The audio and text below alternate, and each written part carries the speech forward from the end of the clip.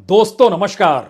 शक तो होता है, इस देश के भीतर में चुनाव प्रक्रिया को लेकर शक तो होता है, जिसका इजहार बार बार तमाम राजनीतिक दलों ने किया है। यह शक का मामला सुप्रीम कोर्ट के दरवाजे पर भी पहुंचा। इस शक को लेकर चुनाव आयोग का दरवाजा भी खटखटाया गया, लेकिन बावजूद इसके शक कम नहीं हुआ। और यह शक बढ़ क्यों गया और मौजूदा वक्त में यह क्यों लगने लगा है कि चुनाव आयोग को भी अपने हाथों की कठपुतली बनाने की दिशा में मोदी सत्ता कहीं बढ़ तो नहीं चली है। क्योंकि अगर आप एक एक सीढ़ी पर चढ़ना शुरू कीजिएगा तो सबसे पहले आपके पांव तले सीबीआई नजर आएगी। सीबीआई को सुप्रीम कोर्ट ने ही तोता कहा था, लेकिन उस वक्त कौन जानता था इस देश में चीफ जस्टिस राज्यसभा में पहुंच जाएंगे रिटायर होने के चंद दिनों के बाद, और उनके जरिए जो फैसले थे वो इस देश की सत्ता को राजनीतिक तौर पर लाभ पहुंचा रहे होंगे। यह भी तो आकलन हुआ है। लेकिन फिर भी शक क्यों होता है? यह शक सीबीआई से शुरू होता है तो क्या ईडी पर आकर थम जाता है? जी नहीं, ईडी पर थमता नहीं है। तो क्या यह इनकम टैक्स तक आके थम जाता है? बिल्कुल नहीं। इस देश के भीतर में सूचना आयुक्त हो या विजिलेंस डिपार्टमेंट हो, सीवीसी हो या सीएजी ही क्यों ना हो, हर चीज को लेकर इस देश में शक की गुंजाइश लगातार बड़ी होती चली गई। लेकिन यह कहां किसी को पता था कि सीढ़ी दर सीढ़ी चढ़ते हुए मौजूदा सत्ता चुनाव आयोग के दरवाजे तक पहुंची जाएगी, और इस देश के भीतर में जितने संस्थानों को राजनीतिक तौर पर सत्ता ने अपना हथियार और औजार बनाया, कहीं ढाल भी बनाया, अब पार्लियामेंट भी उसका शिकार हो चली है। राजनीतिक दलों से पूछिएगा तो कहेंगे संसद तो बहुत पहले ही इस सत्ता ने हड़प ली, जहां पर अपनी बहुमत के ताकत से संवैधानिक फैसले जो सुप्रीम कोर्ट लेती है उसे भी बदलने की राह पर निकल पड़ी। तो अगला और पहला सवाल आज का, क्या कल से जो विशेष सत्र संसद का सरकार ने बुलाया है वह सिर्फ अपने लाभालाभ को लेकर बुलाया है, या उसे डर लगने लगा है कि 2024 में वह कहीं निपट ना जाए तो उससे पहले का ताना बाना बुनने के लिए बुलाया है? और इससे जुड़ा हुआ दूसरा सवाल है, यह ताना बाना क्या चुनाव आयुक्त की नियुक्ति को लेकर है?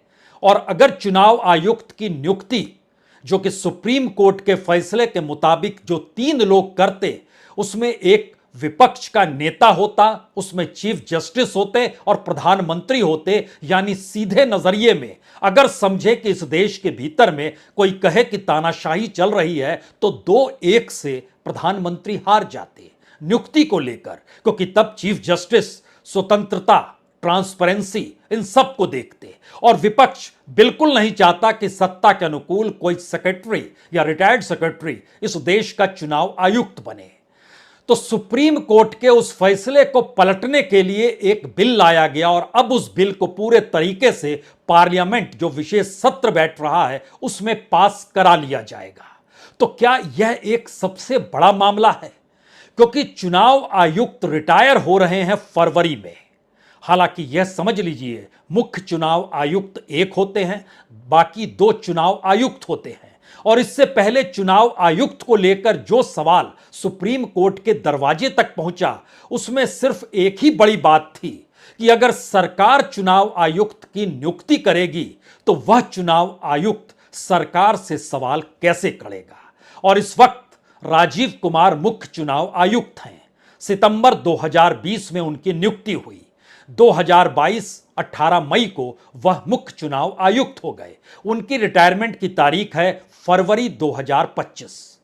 दूसरे चुनाव आयुक्त जिनको लेकर सवाल उठे थे वह थे दरअसल उत्तर प्रदेश के सेक्रेटरी लेवल के अधिकारी थे, जो वहां पर कैबिनेट सेक्रेटरी थे या मुख्य सचिव हुआ करते थे। और ठीक यूपी इलेक्शन से पहले अनूप चंद पांडे की जब नियुक्ति हुई तो बड़ा बवाल हुआ। कहा गया कि आप यूपी इलेक्शन के मद्देनजर उनकी नियुक्ति करने जा रहे हैं। लेकिन बात आई गई हो गई, और इस बात ने तब तूल पकड़ा जब अरुण कुमार गोयल चुनाव आयुक्त के तौर पर नवंबर 2022 में नियुक्त होते हैं 21 नवंबर को, और समूचा विपक्ष और इस देश के तमाम स्वयंसेवी संगठन भी कहते हैं यह कैसे संभव है कि कोई व्यक्ति वीआरएस ले और 24 से 48 घंटे के भीतर वह इस देश का चुनाव आयुक्त बन जाए, जबकि चुनाव आयुक्त को चुनने की एक पूरी प्रक्रिया है। उसके लिए एक टीम होती है जो पूरी की पूरी कमेटी के जरिए चीजें पास करती हैं और आखिर में नाम प्रधानमंत्री के पास जाता है जिस पर राष्ट्रपति मुहर लगाते हैं।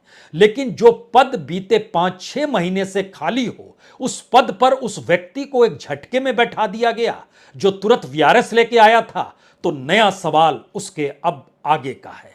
सुप्रीम कोर्ट ने तो फैसला दे दिया था कि दरअसल 3 लोग नियुक्त करेंगे, उसमें एक व्यक्ति चीफ जस्टिस ऑफ इंडिया भी होंगे और एक प्रतिपक्ष के नेता होंगे और एक प्रधानमंत्री होंगे।